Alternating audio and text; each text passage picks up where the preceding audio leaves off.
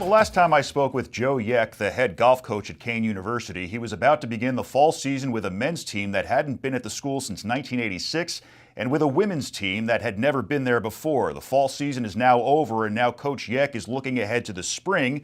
He joins me now to catch us up on both teams. Joe, pleasure to see you again, and thanks so much for coming on this morning. Hey, Mike, thanks for having me again. Appreciate it. Our pleasure. So, Joe, what I said was no mistake. You are the head coach of the men's team and the women's team. How has it been juggling both, and what has it been like having golf on campus this past semester? Yeah, it's been great. Obviously, really enjoyed coaching both the men's and the women's golf teams at Kean. Had an opportunity to do that at a couple other schools and just really enjoyed the experience. Having golf on campus, really thankful for all the support we've had, from President Repollet down to Kelly Williams, Therese Doyle, everyone within our athletic administration. The support has been awesome, and just really looking forward to building off the momentum we had in the fall. Now, both the men's and women's rosters, they have a lot of freshmen on them. How do you think they performed in the fall season, and were they able to develop a chemistry? Yeah, as you know, having a new program, obviously having a lot of new people, a lot of freshmen, a lot of young players coming in and being able to compete for playing time right away. One of the things we emphasized last year during the recruiting cycle was, you're going to have an opportunity as a freshman to come on campus and play, right away. So the competition, especially on the men's side, having a lot of depth was really cool from the get-go. So, a lot of those young kids had opportunity to step right in and play in tournaments. We were able to see kind of what they were made out of. And hopefully that experience so far early on will allow them to grow, as players moving forward. So another thing we really emphasize within our program is to build team chemistry, build that team culture. So we want our kids to get to know one another. We want them to obviously respect each other, do things off the golf course as well. So, team bonding opportunities. I know we, in the winter time right before the semester ended, we went and did team bowling, going out for team dinners, whatever it might look like. So the more opportunities you get to go and be around each other is what it's all about, and building those relationships. So it's been a lot of fun so far. Now, you're not doing all of this alone. You've had help from your assistant coach, Connor Jones. How important has he been for these two teams?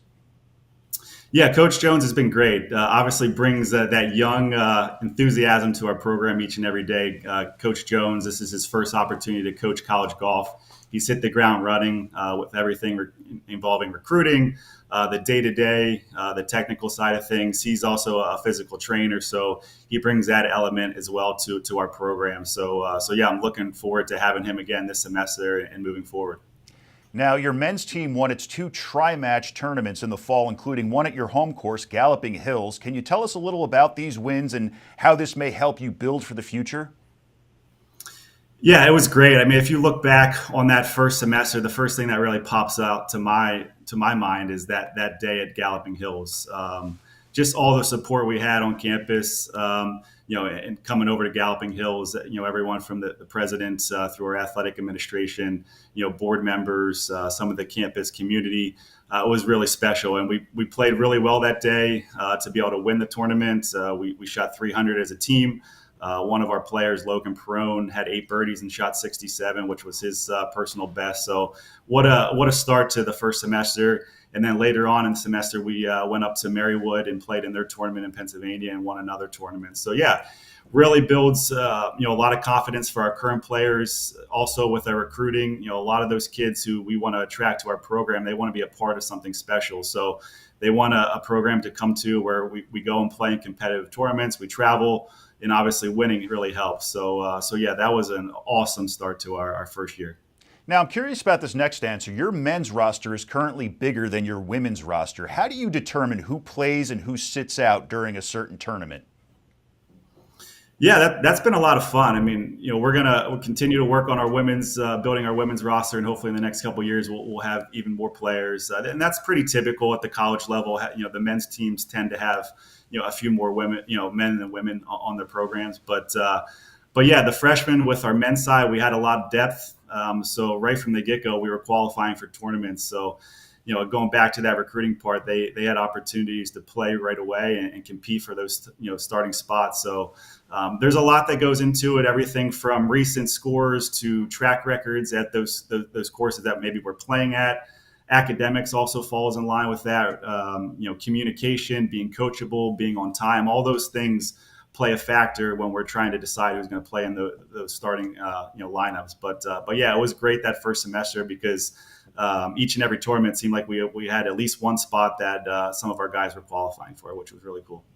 Now, what are some areas that you focus on during practice or that you've made as a point of emphasis heading into the spring to help your players improve their games?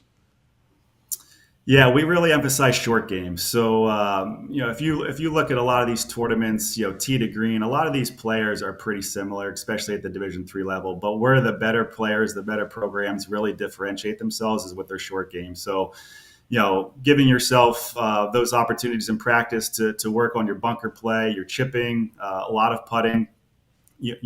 That's really important. So even when you don't have your A game tee to green, when you're out in tournaments, those better players, those better teams really are able to kind of hone in on their short game and make a difference in that perspective. So not only doing it in practice, but doing it with competition. So we're really big on competition. So whether it's doing drills by yourself with your teammates in small groups, I think the more opportunities you get to compete in practice allows you to build that confidence, allow you to be more tournament ready in those situations if you're doing it in practice. So those are some of the things that we really work on is working on our short game. Short game is so important. Now, are there any players you think will show a big improvement in their game this spring or be ready to take that next step?